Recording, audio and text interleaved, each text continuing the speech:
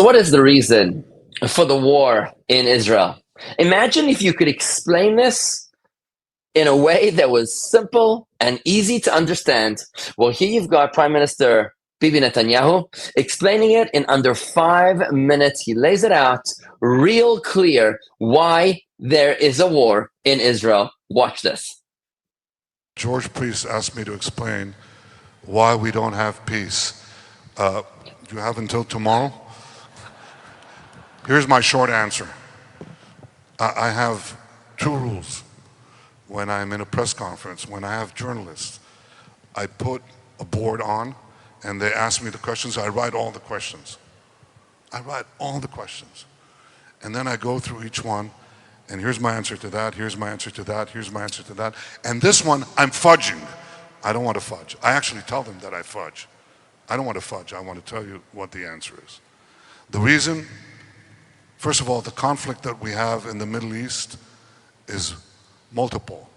It used to be said that the core of the conflict in the singular in the Middle East is the Israeli-Palestinian conflict.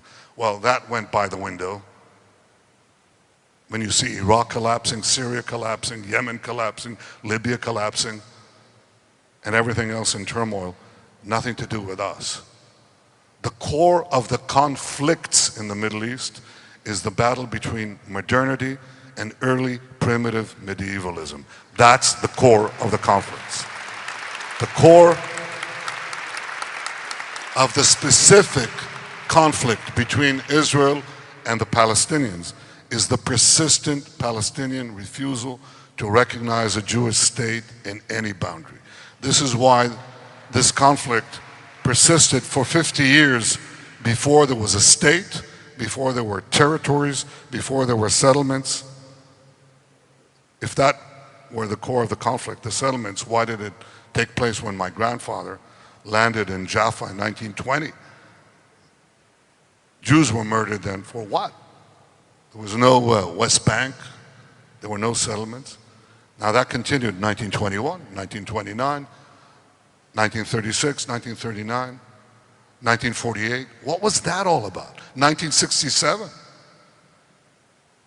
For nearly half a century, we were being attacked because there was a persistent refusal to accept us in any boundary. Well, we got into these territories as a result of the conflict. And what Arab propaganda has done by endless repetition is to turn the result of the conflict into its cause. Now, how do you know that that's the case? Because we left Gaza completely, every last centimeter. And they're still firing rockets at us from Gaza. And when you ask them, why are you doing this? Is it to liberate the West Bank? And they say, yeah, sure, that too, but no, it's to liberate Palestine.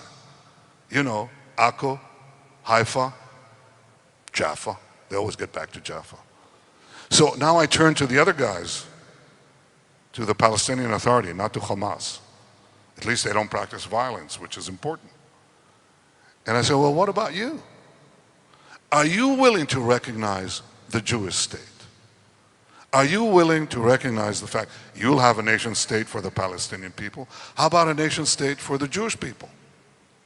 I mean, after all, we've only been there almost 4,000 years. And we recognize there are two peoples there. We're willing to make the deal. Are you willing to make the deal? Are you willing to recognize the Jewish state? Because there's no point in making another Palestinian state, another Arab state that will continue the battle from improved lines against the Jewish state. Are you willing to end the conflict? Give up the claim of the so-called right of return. Make peace. And you know what happens when you ask them that? They move. And they say, oh, we're willing to recognize Israel. I didn't ask Israel. I said, are you willing to terminate all claims to the Jewish state? You won't get Jaffa. You won't flood us with refugees. Are you willing to do that? And the answer is they're not. We will have peace when the Palestinians will accord us what they ask us to accord them. We're willing to let them have a state of their own. They have to reconcile themselves to the fact that we have a state of our own and it's here to stay. That is the core of the problem. In the Middle East, modernity against medievalism, Israel and the Palestinians, the persistent refusal to recognize a Jewish state in any boundary. I hope that changes, but I have my mind on making sure that until it changes, that yes, we work up the economies to create at least an economic vested hope in the future. If the Palestinians follow the prescriptions I've given here for market development, they'll be better off economically and we'll move 2 steps closer to peace too. Thank you very much. Thank you. Thank you. There he said it. Clear, explicit, and unequivocal. The reason for the war in the Middle East is because of the Arabs' stubborn refusal to recognize the Jewish state. If they were willing to accept the fact that there is a Jewish state in the land of Israel, they would be peace. But the problem is that they hate the Jewish state more than they want their own Arab state. Now the question is, why should there be a Jewish state in the land of Israel? And the reason is this goes all the way back to the Bible. The Bible envisions this exact debate, this exact war, at the very beginning of the creation of the world. You see, 900 years ago, the classic commentary, Rashi, the most famous commentary on the entire Torah, he lived in France during the Crusades, around the time of King Richard the Lionheart.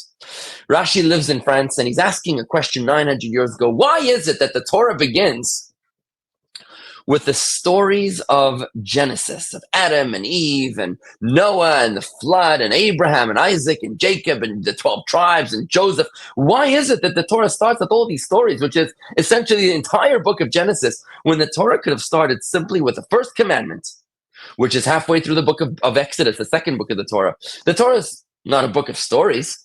The Torah is a book of law. So why did the Torah not begin with the first law? Why does it need to begin with all these stories? 900 years ago, Rashi writes as follows. He says, the reason that the Torah began with these stories is because the time will come in the future when the nations of the land, the nations of the world, will accuse the Jewish people of having stolen the land of Israel from them.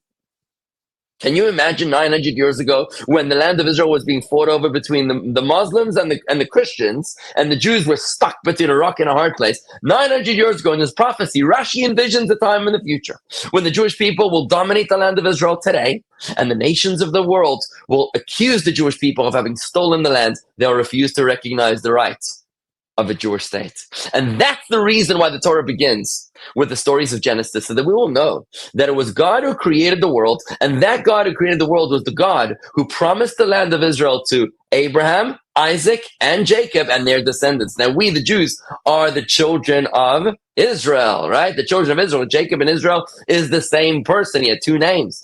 Abraham, Isaac, and Jacob's descendants is the Jewish people. It's only because of our struggles today. Never before in Jewish history was there such a fulfillment of such a debate, of a time when the Jewish people dominated the land of Israel, and the nations of the world accused the people of Israel of having stolen the land. Apparently the Torah, which God gave us 3,337 years ago in Mount Sinai, when the Jewish people came out of Egypt, the first book and a half of the Torah was given to us in order to be able to give us the answer to the nations of the world, because no answer will hold water to the nations of the world as to why the Jewish people deserve to have a Jewish state in the land of Israel, save one.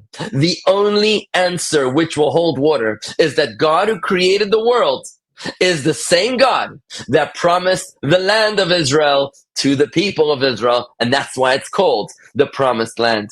As long as we Jews don't believe in our own right to the land of Israel, how could we possibly expect any of the nations of the world to recognize our right to the land of Israel? So as long as we're coming up with Bubba that the land of Israel belongs to us because of the United Nations giving it to us in 1947 or 1948, or maybe they'll be a little more sophisticated because of the San Remo Conference and the League of Nations, which came up in the early 20th century, those people that gave it to us could easily take it away from us as well. No, so the United Nations gave us the land of Israel in 1948, they could take it away in 2025.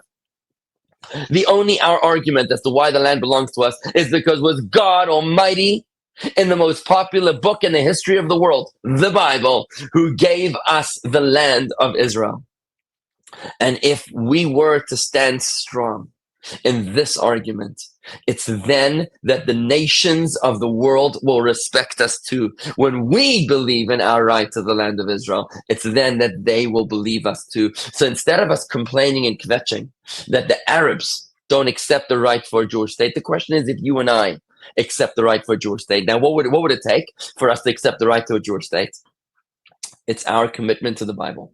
When we are strong believers in the Bible, when we treat the Bible with respect, when we cherish the Bible as the book given to us by God, as opposed to some book that we never open. This is our title deed. If this is our title deed, then let's start acting like it's our title deed, because as long as we're not, how could we possibly expect them to respect our right to the land?